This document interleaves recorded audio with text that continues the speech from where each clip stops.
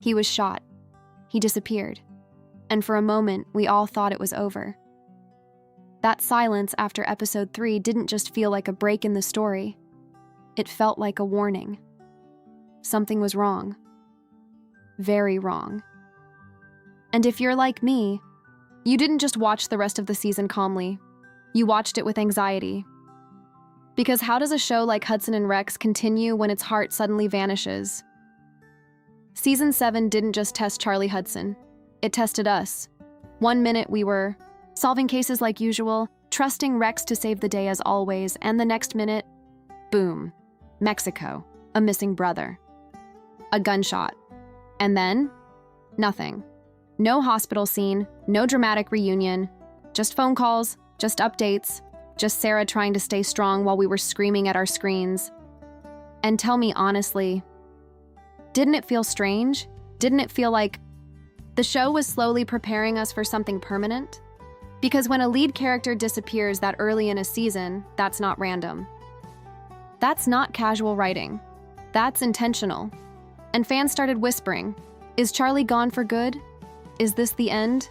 Is the actor leaving? Is this how they're writing him out? The fear wasn't just about the character. It was about the future. Then reality hit us. John Reardon revealed he had been battling tonsil cancer. Suddenly, the storyline felt heavier. It wasn't just fiction anymore. It was real life bleeding into our favorite show. And that's when everything changed. Because now the shooting wasn't just a plot twist, it became symbolic. It became personal. And here's what makes Season 8 so powerful before it even begins. It carries real emotion, real recovery, real strength.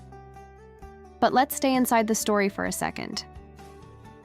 After the shooting, we're left with questions the show hasn't answered properly yet. How bad were the injuries? How long was he truly gone? What did that time alone in Mexico do to him mentally? You don't walk away from being shot and hunted without scars. And I'm not talking about physical ones.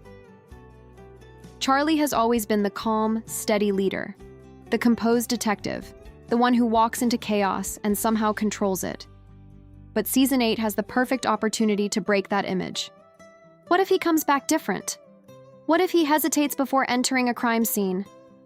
What if Rex senses something is off before anyone else does? Because let's be honest, trauma doesn't disappear just because the cameras weren't rolling. And what about Sarah? She held herself together. She returned to work. She tried to move forward. But did she really process what happened? Or was she just surviving day by day? If Charlie returns weaker, injured, emotionally guarded, will she become his strength? Or will the pressure finally crack their unspoken tension? Season 7 quietly planted emotional seeds, those wedding hints, those looks between them, the way loss suddenly felt very close. Do you really think the writers did that for nothing? Now here's the interesting part. Filming for Season 8 is set again in St. John's, the heart of Newfoundland and Labrador. The city itself has always been more than a backdrop. It feels isolated, windy, cold, honest, and that atmosphere matches perfectly with a recovery storyline. Imagine Charlie walking those streets again, not as the invincible detective, but as someone rebuilding himself. Does he rush back into work too soon to prove he's fine? Does he hide pain because he doesn't want pity? Or worse, does he blame himself for what happened with his brother? Because unfinished family business never stays buried. And let's not forget Rex. Rex doesn't care about pride. Rex doesn't care about reputation. He cares about instinct. Dogs sense weakness. They sense fear. They sense emotional shifts. If Charlie tries to act normal, Rex will know.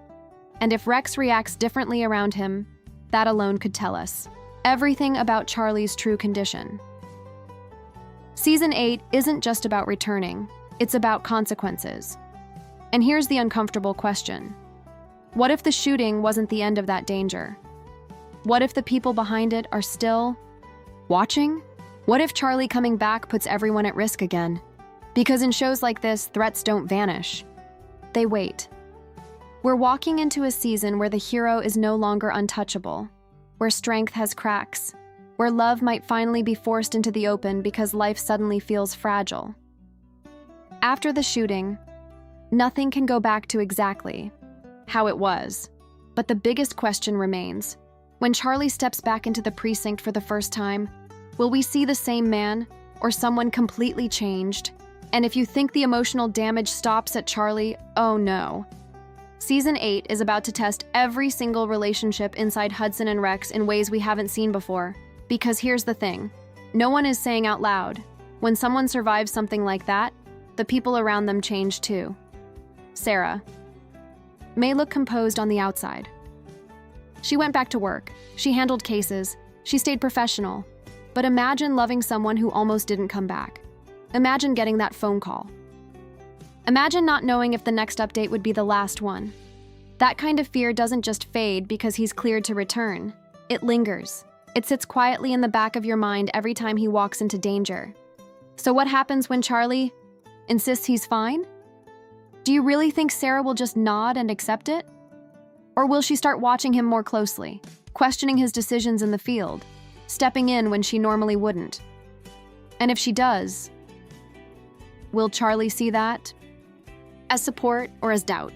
That tension alone could drive half the season, because pride is a dangerous thing. Especially for someone like Charlie, he's the leader, the one everyone relies on.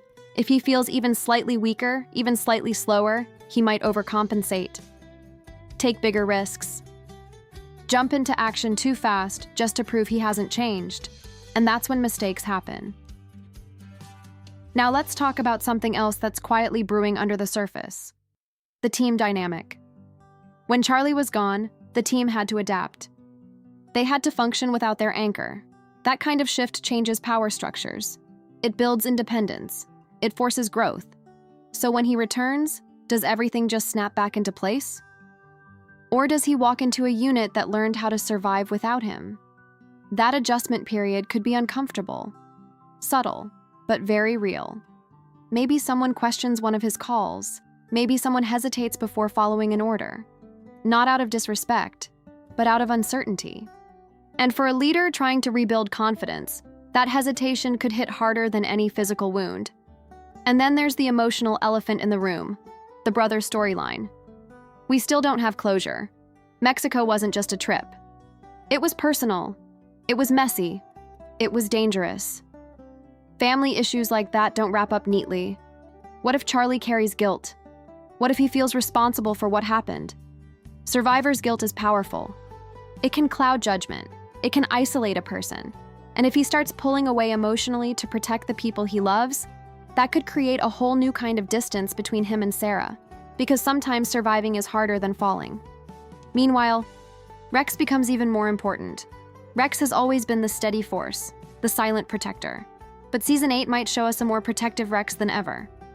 More alert, more reactive, almost as if he refuses to let history repeat itself. And that shift in Rex's behavior could signal to the audience that the danger isn't fully gone. And speaking of danger, what if the shooting wasn't random? What if it connects to a larger arc? A criminal who isn't finished? Someone watching Charlie's recovery, waiting for the right moment to strike again. That kind of long-game villain would push the season into darker territory. Less episodic, more serialized, more psychological. Now let's step outside the story for a second.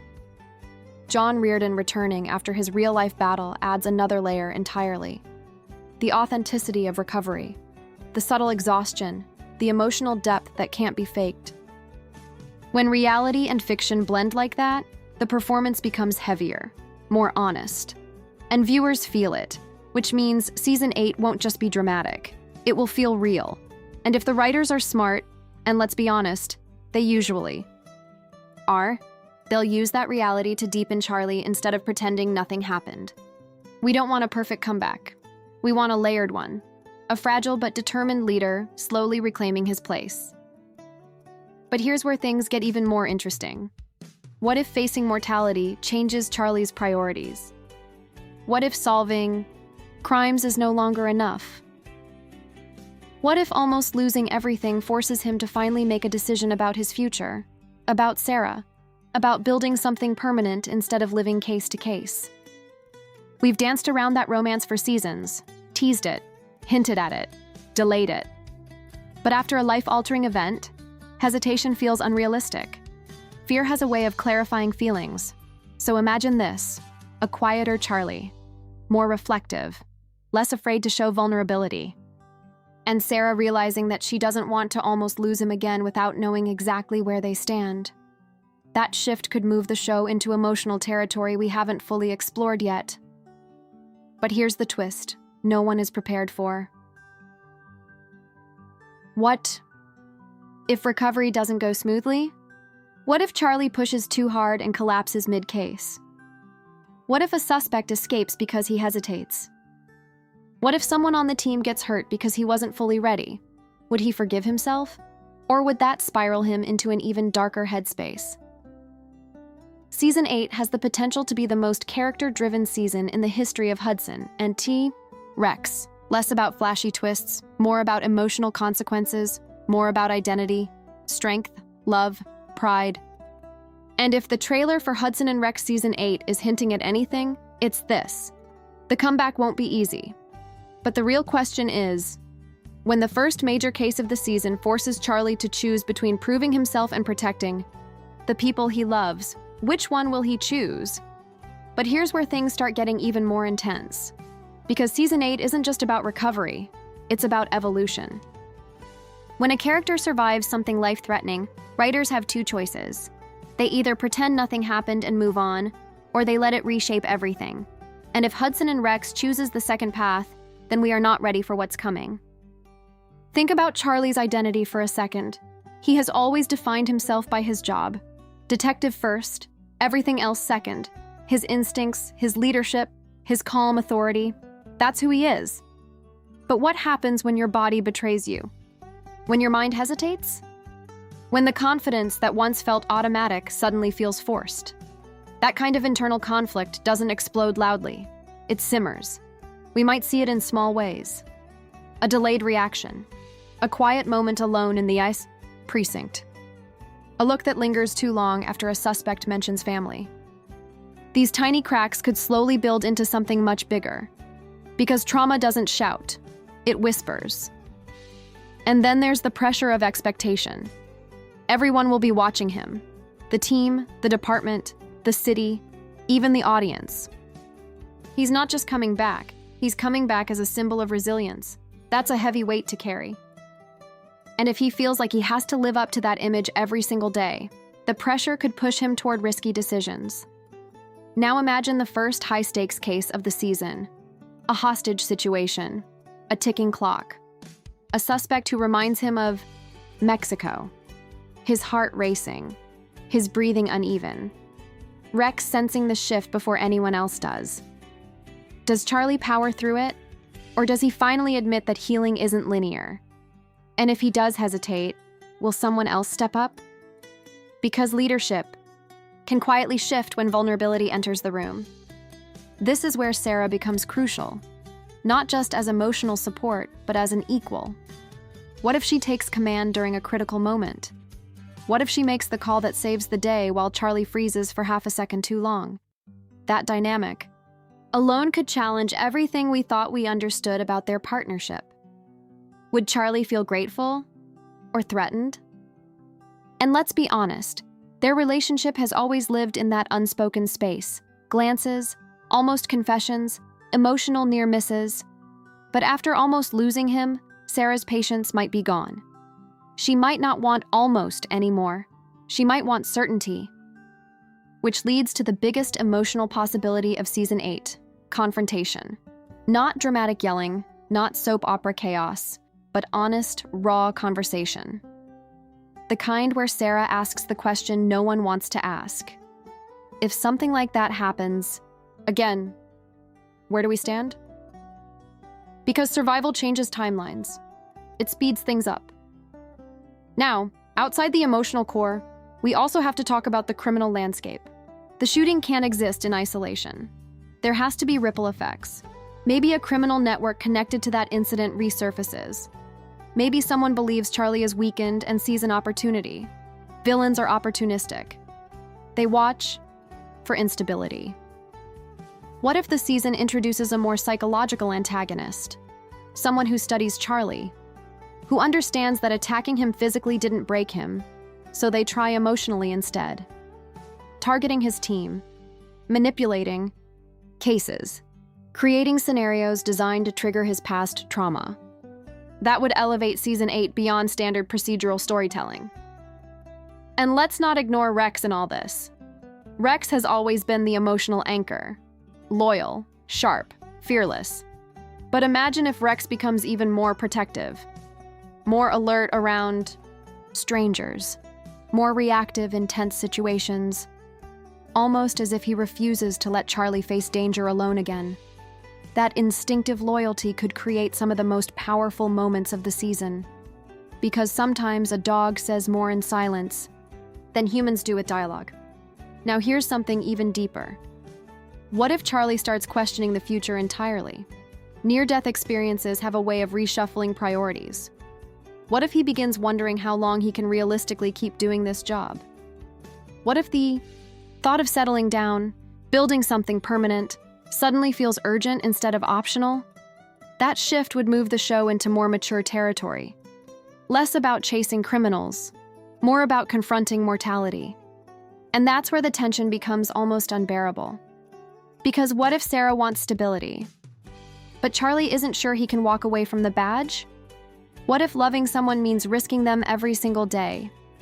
That internal battle could quietly define the entire season. Meanwhile, the city of St. John's remains the silent witness. The cold winds, the coastal isolation, the narrow streets. This setting has always amplified emotion. And in a season about rebuilding and fragility, that atmosphere will feel heavier than ever. Every crime scene could feel more personal, every danger more immediate.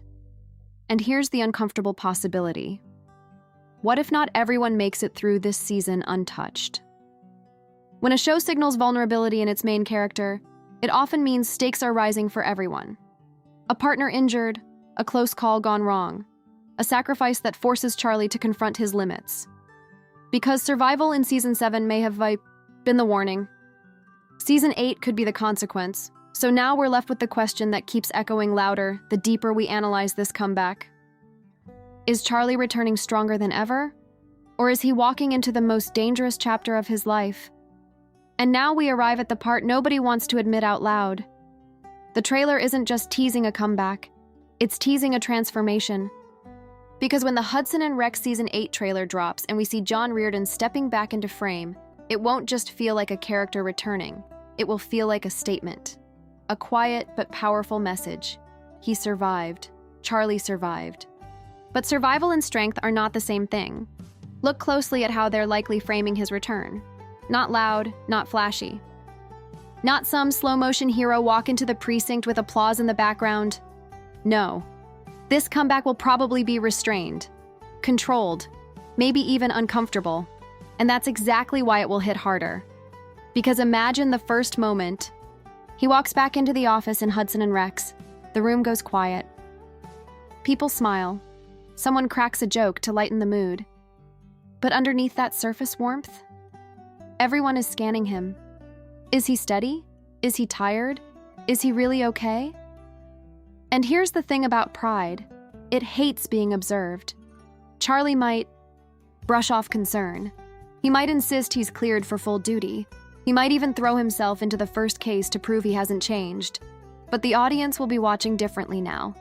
Every small flinch, every pause before entering. A crime scene. Every glance at Rex for reassurance. And speaking of Rex, the trailer will almost certainly highlight their reunion. That first look.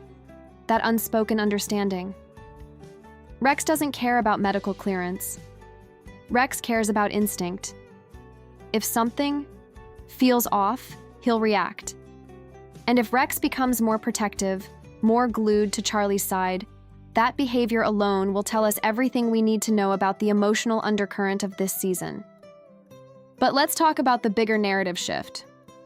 Season 8 has the chance to redefine what strength looks like.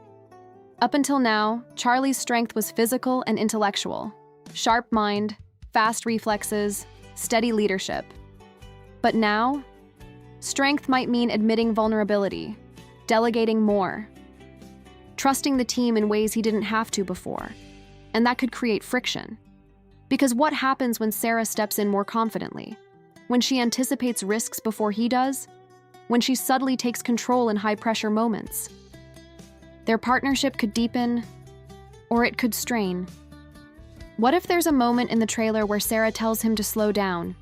Not angrily, not dramatically, just firmly. And what if he doesn't listen?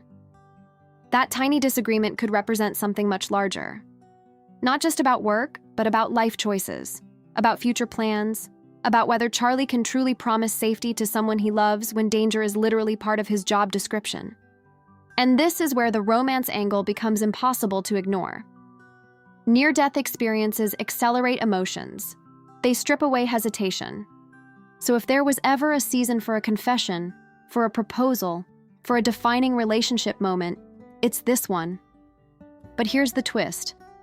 What if the proposal doesn't come from a place of joy, but from fear? What if Charlie asks because he almost lost everything? Would that feel romantic or desperate? And would Sarah say yes immediately? Or question whether he's making a decision out of clarity or trauma? That emotional complexity could elevate Season 8 into something far deeper than a standard procedural drama. Now let's zoom out to the larger threats, because the trailer hints at high-intensity action sequences again. Criminal chases, explosive confrontations, darker lighting, higher stakes. But what if those action scenes aren't just random weekly cases? What if one storyline stretches across the entire season? A criminal who knows about the Mexico incident, who understands Charlie's psychological wounds, who manipulates situations to test him. That kind of villain wouldn't just attack physically. They'd attack confidence. They'd push him into scenarios that force him to relive the shooting. A warehouse that mirrors where he was ambushed. A suspect who mentions family betrayal. Triggers layered into the investigation.